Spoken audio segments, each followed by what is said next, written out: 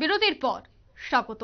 লোকসভা নির্বাচনের পর বাংলা সহ গোটা দেশে উপনির্বাচন কিছু কিছু জায়গায় বা কয়েকটি বিধানসভায় অনুষ্ঠিত হচ্ছে। আর এই উপনির্বাচনে বিশেষ করে নজর রয়েছে বাংলার দিকে। লোকসভা নির্বাচনে বাম এবং কংগ্রেস একজোট হয়ে লোকসভা নির্বাচনে লড়াই করেছিল, আসন সমঝোতা করেছিল। তবে উপনির্বাচনে কি একই জোট পরিলক্ষিত হবে, নাকি প্রত্যেকেই আলাদা করে নির্বাচনে লড়াই করবে? একাধিক বিষয়ে উঠে আসছে রাজনৈতিক মহল থেকে। আর সেই বিষয়ে বিস্তারিত জানবো। টেলিফোন লাইনে রয়েছে এক্সিকিউটিভ এডিটর নীল বণিক। নীল, বাংলায় উপনির্বাচন জন্য কি ফর্মুলা হতে চলেছে, কি হতে পারে? বাম কংগ্রেস একজোট হয়ে নির্বাচন করবে, না তারা সেই ফর্মুলা বদল করে আলাদাভাবে যে যার মতো করে নির্বাচনে লড়াই করবে? ভাবে বলার সময় হয়ে আসেনি। তবে শুধু বাংলা নয়, এই নির্বাচন গোটা ভারতবর্ষ জুড়েই হচ্ছে। যে সমস্ত প্রার্থীরা বিধানসভায় বিধায়ক ছিলেন, যারা লোকসভাতে গিয়েছেন, এরকম ভারতের বেশ কয়েকটি আসনে উপনির্বাচনের ডিক্লিয়ার ইতিমধ্যেই করে দিয়েছে।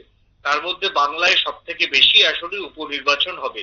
বাংলায় প্রথম যে আসনটিতে উপনির্বাচনের দিকে তাকিয়ে থাকা হবে সেটা হচ্ছে মেদিনীপুর আসন। মেদিনীপুর আসনে এবার সে বিধানসভার আসনে আগে বিধায়ক ছিলেন সাংসদ জুন মালিয়া। তিনি এবার সদ্য অনুষ্ঠিত যে লোকসভা নির্বাচন, সেই লোকসভা নির্বাচনে জয়ী হয়ে তিনি ইসেতে গেছেন, লোকসভাতে গিয়েছেন।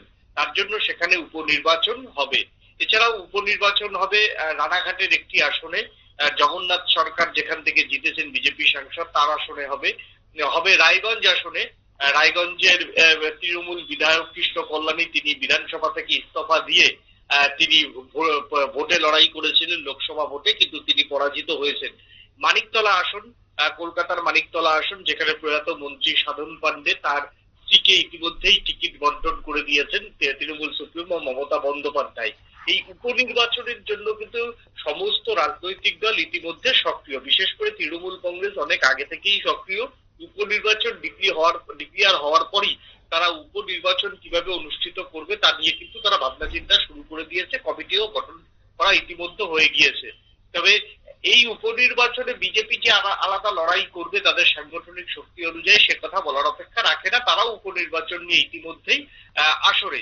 অন্যদিকে যেটা দেখা যাচ্ছে যে বাম কংগ্রেস এই উপনির্বাচনে কি ভূমিকা নেবে তা নিয়েই কিন্তু জোর আলোচনা চলছে। বাম কংগ্রেসের যেটা হচ্ছে দুটো তিনটে বিধানসভায় বাম কংগ্রেস কিন্তু এখানে যথেষ্ট শক্তিশালী। এক হচ্ছে মেদিনীপুর আসন, দুই হচ্ছে রায়গঞ্জ আসন, তিন হচ্ছে নদিয়া দক্ষিণ আসন। এই তিনটে আসনে বাম কংগ্রেস জোট করলে যথেষ্টই শক্তিশালী। তাই কি তারা জোট করেই কি এই পশ্চিমবঙ্গের যে উপনির্বাচনগুলি রয়েছে বিধানসভার, সেই উপনির্বাচনে ঝাঁপাবে? এ নিয়ে কিন্তু যথেষ্টই একটা কানাঘুষা চলছে। তবে কংগ্রেসের নিচুতলার কর্মীরা তারা কিন্তু কিছুতেই তারা কংগ্রেসের সঙ্গে জোট করে এই উপনির্বাচনে লড়াই করুক দল, এমনটা কিন্তু চাইছে না। কংগ্রেসের নিচুতলার একাংশের কর্মীরা চাইছেন যে এই উপনির্বাচনে নতুন করে কংগ্রেসের কাছে হারানোর কিছু নেই, বরঞ্চ কংগ্রেস এর কাছে পাওয়ার অনেকটা আছে। কংগ্রেসের রাজ্যে এখন কংগ্রেসের একটা মানে সংগঠনে একটা গতি এসেছে। তারা 40টি আসন থেকে 100টি আসন ইতিমধ্যেই লাভ করেছে। সেই 100টি আসনের জন্য তাদের দেশ জুড়ে একটা জনমত তৈরি হয়েছে। সেই জায়গাতে পশ্চিমবঙ্গে এই মুহূর্তে কংগ্রেস সম্পর্কে মানুষ কি ভাবছে, তার জন্য কংগ্রেসের নিচুতলার কর্মীরা কিন্তু আলাদা লড়াই করার পক্ষে। অন্যদিকে বহরমপুর আসনে অধীর চৌধুরী পরাজিত হওয়ার পর কংগ্রেসের নিচুতলার কর্মীরা কিন্তু আর বামেদের দিকে ভরসা রাখতে চাইছে না, এবং বামেদের সঙ্গে জোট করে কংগ্রেসের যে কোনো লাভ হয়নি সেই কথা কংগ্রেস কর্মীরা কিন্তু ইতিমধ্যেই বলতে শুরু করে দিয়েছেন। তাই নিজের পায়ে দাঁড়ানোর সামনে বাংলাতেও সামনেই পঞ্চায়েত ভোট হবে। সেই পঞ্চায়েত ভোটের আগে নিজের পায়ে দাঁড়ানোটাই এখন আশু চ্যালেঞ্জ হিসেবে নিতে চাইছেন কংগ্রেসের কর্মীরা। কংগ্রেসের কর্মীরা বলছেন যে বিধানসভার ভোটে যখন হারানোর কিছু নেই, তাহলে বিধানসভার ভোটে কংগ্রেসের অ্যাকচুয়ালি শহর এলাকায় কত ভোট আছে তা কিন্তু মাপা যাবে যদি তারা একলা লড়াই করে।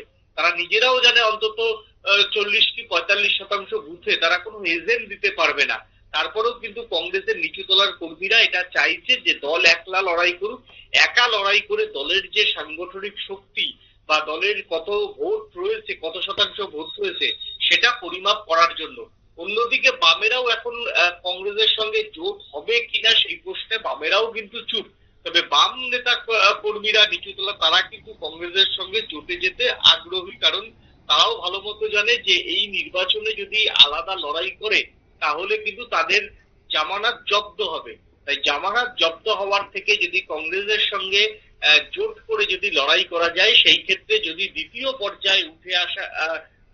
পর্যায়ে আসা যায়, বিজেপিকে কোনো কোনো আসনে যদি একটা দুটো আসনেও যদি বিজেপিকে ব্রেকডাউন করে যদি তারা দ্বিতীয় আসনে জয়লাভ করতে পারে, মানে দ্বিতীয় আসনে তারা যদি উঠে আসতে পারে, তাহলে কিন্তু রাজ্য রাজনীতিতে সেটা একটা প্রাসঙ্গিক বার্তা যাবে যে বিজেপির রাজ্য বাংলায় অন্তত পতন শুরু বলে তারা একটা আওয়াজ তুলতে পারবে।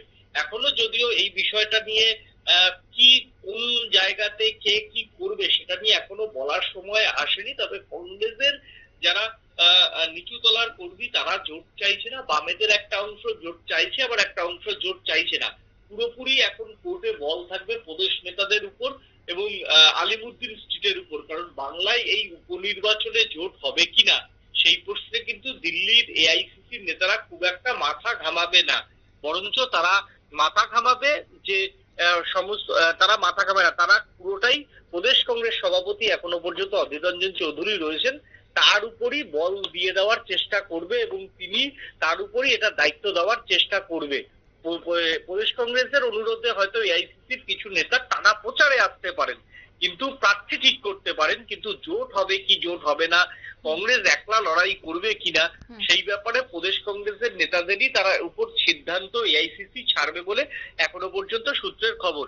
তাই এখন দেখার যে বাংলার এই যে সারা ভারতবর্ষে যে উপনির্বাচনগুলি হচ্ছে সেই উপনির্বাচনের সঙ্গে বাংলায় যে 4-5টি আসনে উপনির্বাচন হবে সেই আসনগুলিতে বাম কংগ্রেস জোট হয় না দুই দল আবার বিচ্ছেদ হয়ে আলাদা আলাদা লড়াই করে, এটাই সব থেকে বেশি দেখার। এবং মানুষও কিন্তু এই দিকে তাকিয়ে রয়েছে যে সামনে বাংলাতেও যেহেতু পঞ্চায়েত নির্বাচন চলে আসছে এবং তৃণমূল কংগ্রেসের ব্যাপক উত্থান, সেই উত্থানের পরেই পঞ্চায়েত নির্বাচন, সেই পঞ্চায়েত নির্বাচনের আগে এই নির্বাচনগুলির যে কোনো গুরুত্ব নেই তা কিন্তু নয়, এই নির্বাচনগুলির যথেষ্ট গুরুত্ব রয়েছে। যদি উপনির্বাচনে যদি সমস্ত আসনে তৃণমূল কংগ্রেস জয়ী হয় তাহলে তৃণমূল কংগ্রেসের যে বিজয় রথ সেই বিজয়টা থামানো কার্যত মুশকিল। সেটা কিন্তু সমস্ত বিজেপি, কংগ্রেস, তোমার হচ্ছে বাম সহ সমস্ত রাজনৈতিক দলগুলি বোঝে। তাই এখন দেখার যে তৃণমূল কংগ্রেসকে আটকানোর জন্য বাম কংগ্রেস কি আলাদা মানে এককভাবে লড়াই করে না আলাদা আলাদা লড়াই করে, সেটাই কিন্তু এখন দেখার। একদমই ধন্যবাদ নীল। উপনির্বাচনের ফর্মুলা কি মেনে চলবে বাম কংগ্রেসের নেতৃত্বরা? ইতিমধ্যেই সেটাই হচ্ছে মূল চর্চার বিষয়। যদিও সমস্তটা বিষয় নির্ভর করে দিল্লির উপর, দিল্লিতে এআইসিসির নেতৃত্বরা কি সিদ্ধান্ত নেয় তারপরই কর্মী সমর্থকরা তারা এই নির্বাচনে ঝাঁপিয়ে পড়বে, এমনটাই কিন্তু আমরা দলীয় সূত্রে জানতে পারছি। নিয়ে নিচে ছোট্ট একটি বিজ্ঞাপন বিরতি, সঙ্গে থাকুন।